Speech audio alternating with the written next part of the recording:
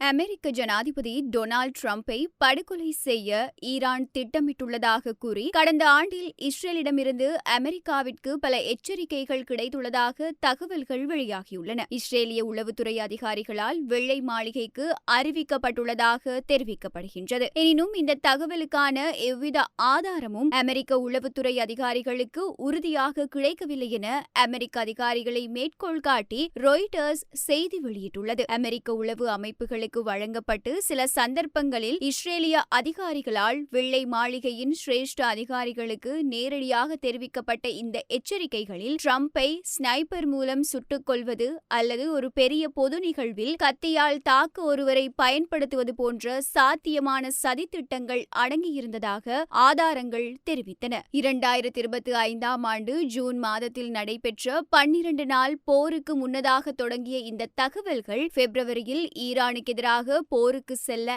America எடுத்த முடிவுக்கு முன்னர் தீவிரமடைந்ததாக அந்த ஆதாரங்கள் தெரிவித்தன. ஜூலை மாதம் அங்காராவில் நடைபெற்ற நேட்டோ உச்சிமாநாட்டிற்கு முன்னதாகவே மிக விரிவான எச்சரிக்கை வந்தது என்று அமெரிக்க அதிகாரியும் இந்த விவகாரம் அறிந்த மற்றொரு நபரும் தெரிவித்தனர். 2020ஆம் ஆண்டில் ஈரானிய ராணுவ தளபதி காசிம் சுலைமானியை ட்ரம்ப் படுகொலை செய்ததற்கு ஈரான் பழிவாங்க விரும்புவதாக அமெரிக்க உளவுத்துறை நீண்ட காலமாக மதிப்பீடு செய்துள்ளது. ஆனால் கடந்த ஆண்டின் தொடக்கத்திலிருந்து இஸ்ரேலிய உளவுத்துறையால் பகிரப்பட்ட ட்ரம்பின் உயிருக்கு ஆபத்தான சில குறிப்பிட்ட அச்சுறுத்தல்களை மத்திய உளவு அமைப்பால் உறுதிப்படுத்த முடியவில்லை என்று அதிகாரிகள் தெரிவித்தனர்.